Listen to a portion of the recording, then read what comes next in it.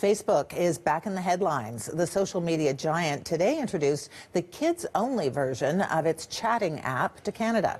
Messenger for Kids connects kids with family members and friends through text and video chats, and it has special safety features. Parents can use their own Facebook accounts to control the new app. They're able to approve the people their kids can contact and even block access to the app at certain times of the day. Also, kids can't use the app to upload inappropriate content. There are no ads on the app, and Facebook says data isn't being used for marketing.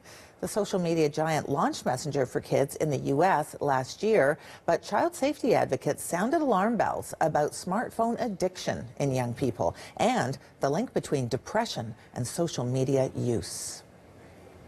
To talk more about this, we're joined now by Brisson-Boivin in Ottawa. She is Director of Research at Media Smarts. It is a digital literacy group that was consulted by Facebook for this app. So, Kara, tell us a little bit about that to start off. What was it Facebook wanted your group to do?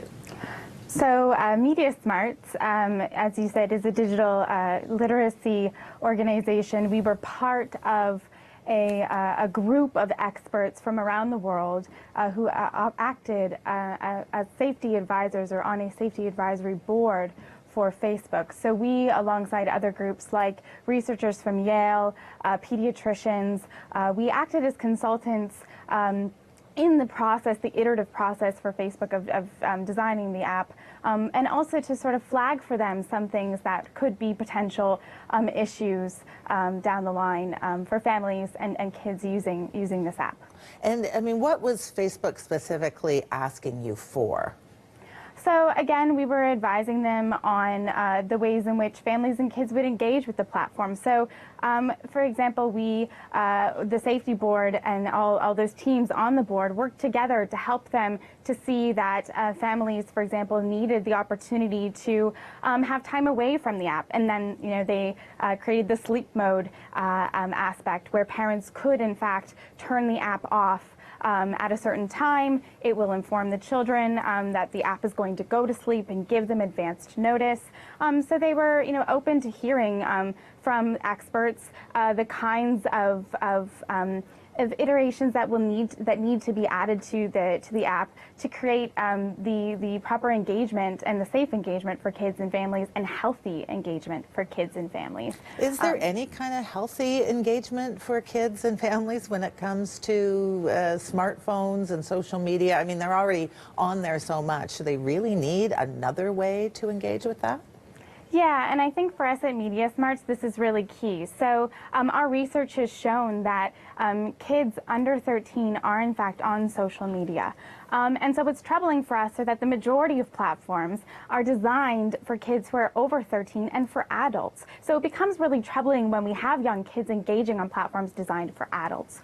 So if there is a platform like Messenger Kids that is designed with children in mind, informed by experts, child development experts with kids in mind, then that could be a good thing.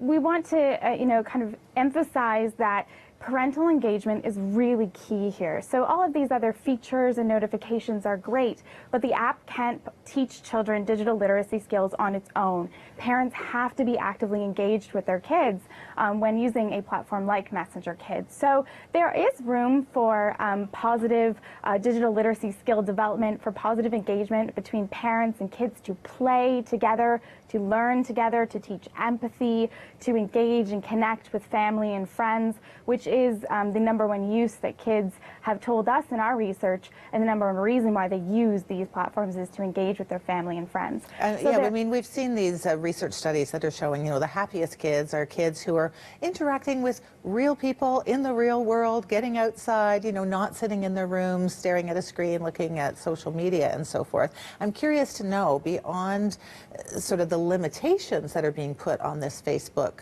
Messenger, is there anything else in there that you see as a positive or possibly a risk? Yeah, and I mean, we can't, you know, we have to be mindful that, again, part of that that digital literacy piece, or that parents are going to have to be engaged in the sense of putting boundaries and limits for their kids, and that's true for any kind of digital media.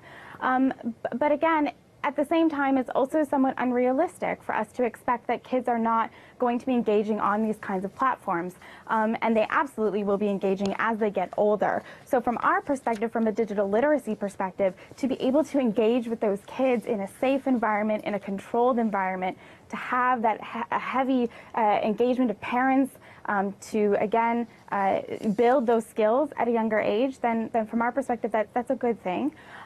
But of course, we have to be mindful of too much of any good thing is not necessarily good anymore, and that's where parents have to make those tough decisions for their families. We've just wrapped up some research that looks at parents' digital and families' digital well-being practices, and this is one of the #1 challenges that parents face today, is helping their children navigate digital well-being, which involves a balance of healthy online and offline activities in their kids' lives. All right, thank you so much for being with us. Thank you for having me. Brisson-Boivin is Director of Research at Media Smarts.